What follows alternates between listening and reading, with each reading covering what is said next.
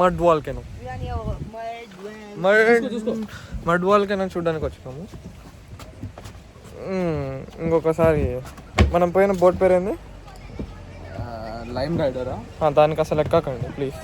వీడికి మీరు వస్తే లైమ్ రైడర్ నో షార్ట్ అస్సలు ఎక్కకండి.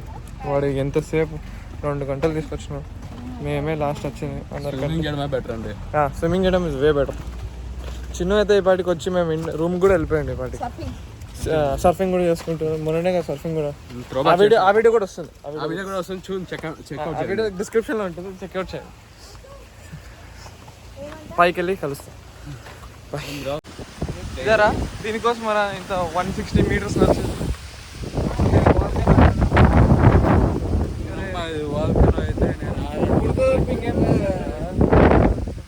వాల్కన్ అయితే నేను 6 అడుగుల బుల్లెట్. ఇది వాల్కన్ అయితే నేను 6 అడుగుల బుల్లెట్. 6 అడుగుల బుల్లెట్ 2 రాళ్ళు.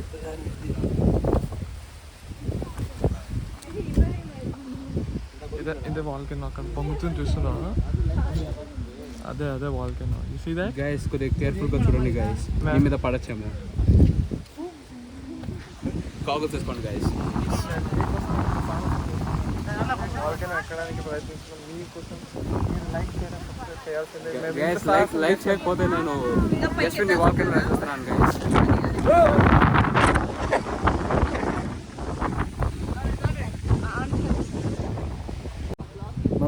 స్కూల్లో చెప్పే వాల్కెనోస్, మూవీస్ లో చూపించిన వాల్కెనోస్ చూసి పైకి ఎక్కిన తర్వాత ఇది చూసినాక మా రియాక్షన్ ఎట్లుంటుందో ఒక్కసారి ఆలోచించండి. అరే ఏంట్రా ఇది? ఇప్పుడే బోట్ ఎక్కాము. ఇప్పుడు రివ్యూ తీసుకున్నాం. ఎట్లుంది ట్రిప్ చెప్పు. How was the trip? How was the caves and mud volcano? సరే మీతో ఎట్లుంది? నెక్స్ట్ మన డాడీ ఇక్కడికి వెళ్దాం.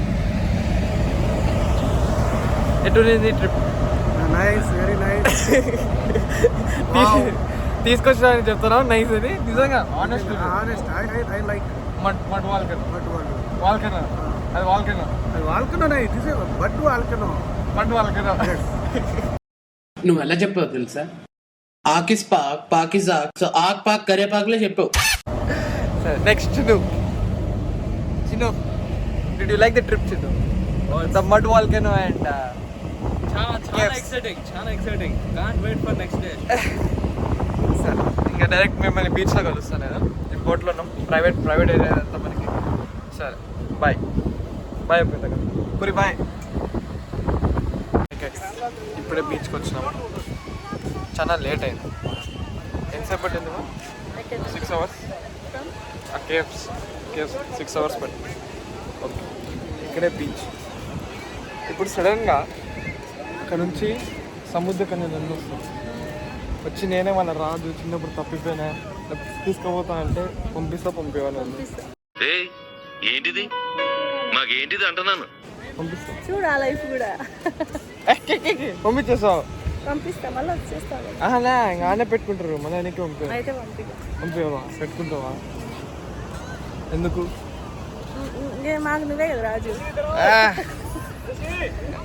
రాజు కొడుకు డైలాగ్ మర్చిపోయింది. ఏం లేదు.